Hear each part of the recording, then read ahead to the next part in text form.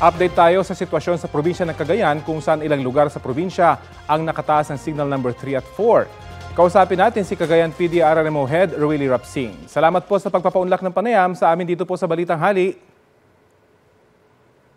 Magandang umaga, Sir Rafi, at sa lahat po ng sumusubaybay ng inyong programa po. Opo, kumusta po ang lagay na panahon dyan sa Cagayan ngayon?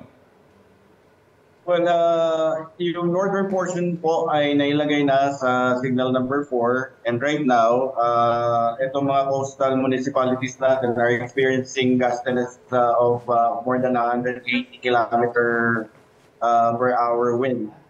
At may kasabay na light rain to moderate rain po. Medyo malakas po yun. Yung storm surge po, na-observe na ho ba doon sa mga coastal areas?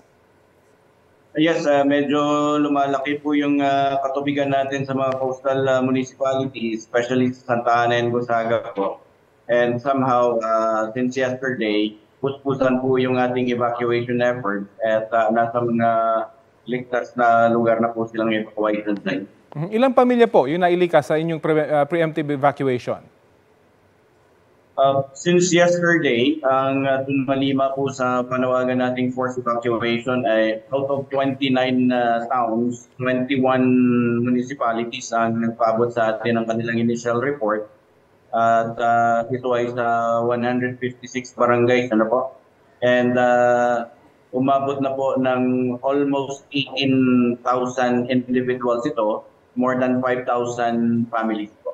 Ano mga lugar po ba yung binabantayan ninyo dyan po sa probinsya? Well, we're actually monitoring the entire province, Sir Rafi, dahil tatlong secondary hazard ang dala-dala nitong Typhoon Marce. Ito'y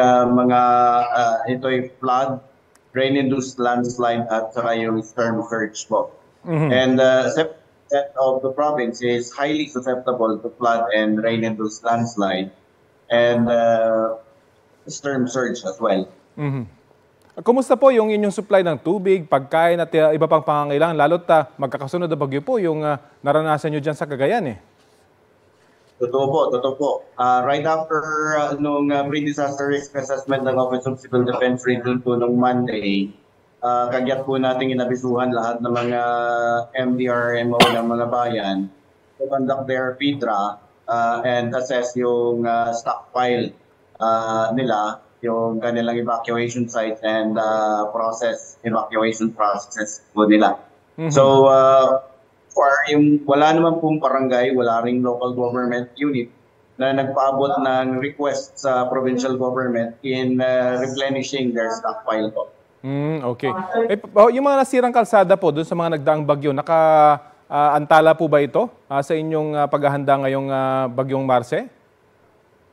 Hindi naman po, Sir Rafi, dahil yung mga reported na damages sa road, those are barangay roads lang naman. Okay.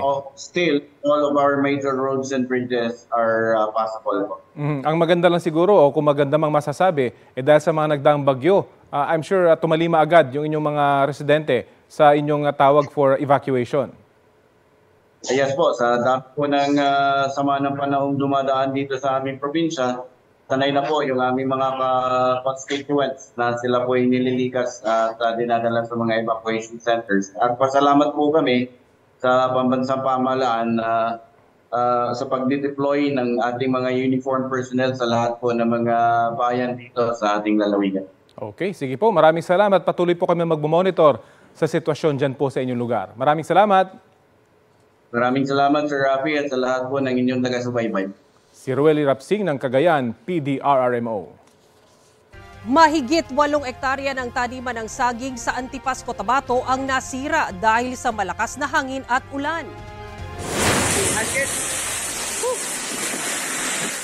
Abalay kaya namin to.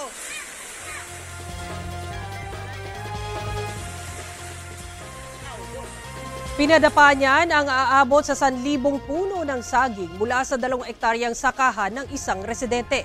Sa tala ng Municipal Agriculture Office ng bayan, aabot sa mahigit 5 milyong pisong halaga ang pinsala, habang 15 banana farmer ang apektado ang kabuhayan. Ayon sa Pag-asa, epekto ang masamang panahon ng local thunderstorm. Arestado ang isang lalaking kumukuha ng police clearance sa Cebu City. Nabisto kasi na merong arrest warrant ang 48 anyos na lalaki para sa kasong murder. Ayon sa pulisya, hindi raw alam ng sospek na meron siyang nakabinbin na kaso. Nasa custodial facility ng Mabolo Police Station ang lalaki. Hindi siya nagbigay ng pahayag sa media. Bumagal sa 5.2% ang gross domestic product o GDP growth rate ng Pilipinas sa ikatlong quarter ng 2024. Batay sa datos ng Philippine Statistics Authority, mas mababa ito sa naitalang 6.4% noong second quarter. Ito rin ang pinakamabagal na GDP growth rate mula noong second quarter ng 2023. Base sa NEDA, mas mataas ang GDP growth rate ng Pilipinas kumpara sa Indonesia, China at Singapore. Ayon sa PSA, kabilang sa may pinakamalaking nakaambag sa paglago ang wholesale and retail trade at construction. Nakatulong din sa paglago ng ekonomiya ang financial at insurance activities. Samantala, nag-contract o lumiit ang sektor ng agrikultura noong 2.8% itong third quarter ng taon. Ang produksyon ng palay humina ng 12%.